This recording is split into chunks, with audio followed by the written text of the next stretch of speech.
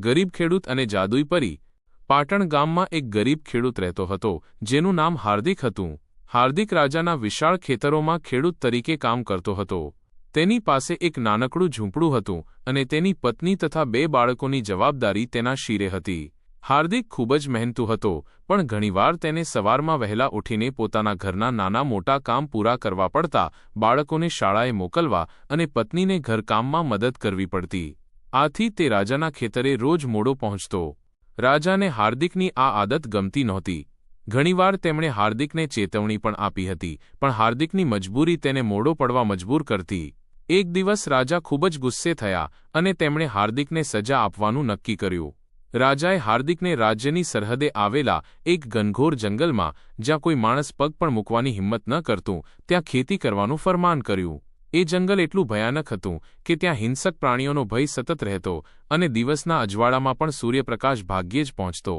નિરાશ થયેલો હાર્દિક બીજા દિવસે વહેલી સવારે નવા ખેતર તરફ જવા નીકળ્યો। જંગલની અંદર પહોંચતા જ તેને ઠંડી અને ભયનો અનુભવ થયો। તેણે હિંમત કરીને જમીન ખેડવાનું શરૂ કર્યું। જેમ જેમ તે ખેડતો ગયો, તેમ તેમ તેને એક અનોખી સુગંધ આવવા માંડી। અચાનક તેની સામે એક ચમકતી સુંદર જાદુઈ પરી પ્રગટ થઈ। પરીનો ચહેરો દયાળુ હતો અને તેના પાંખોમાંથી દિવ્ય પ્રકાશ ફેલાતો હતો। હાર્દિક પરીને જોઈને ડરી ગયો અને ધ્રુજવા લાગ્યો।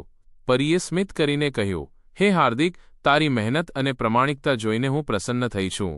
તારી મજબૂરી હું જાણું છું। માંગ, શું જોઈએ છે તારે? હાર્દિકે ગળગળા અવાજે કહ્યું, માતા, હું બસ એટલું જ ઈચ્છું છું કે મારું કુટુંબ સુખી રહે અને મને રાજા તરફથી કોઈ મુશ્કેલી ન આવે। પરીએ સ્મિત કર્યું અને કહ્યું, તારી ઈચ્છા પૂર્ણ થશે। જા, ઘરે જા અને તારું નવું જીવન શરૂ કર। એમ કહીને પરી અદૃશ્ય થઈ ગઈ। હાર્દિકને વિશ્વાસ ન આવ્યો કે આ બધું સાચું છે। તે ઝડપથી પોતાના ઝૂંપડા તરફ દોડ્યો। પોતાના ગામ પાટણમાં પહોંચીને તેણે જે જોયું તેના પર તેને વિશ્વાસ ન થયો।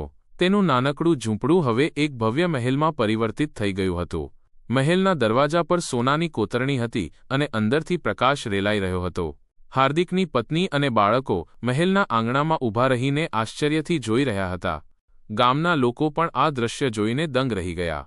ધીમે ધીમે આખો ગામનો હાર્દિકના મહેલને જોવા ઉમટી પડ્યો। બધાને નવાઈ લાગી કે એક ગરીબ ખેડૂત રાતોરાત આટલો ધનવાન કેવી રીતે બની ગયો। લોકો હાર્દિક પાસે આવવા લાગ્યા અને તેમની સમસ્યાઓ માટે મદદ માંગવા લાગ્યા। કોઈને લોન જોઈતી હતી, કોઈને જમીન ખરીદવી હતી, તો કોઈને પોતાના બાળકોના લગ્ન કરાવવા હતા। હાર્દિકે પરીના વરદાનથી મળેલી સંપત્તિનો સદુપયોગ કર્યો। તેણે ગામના લોકોને મદદ કરી, ખેતીમાં સુધારા કર્યા અને ગામને સમૃદ્ધ બનાવ્યો।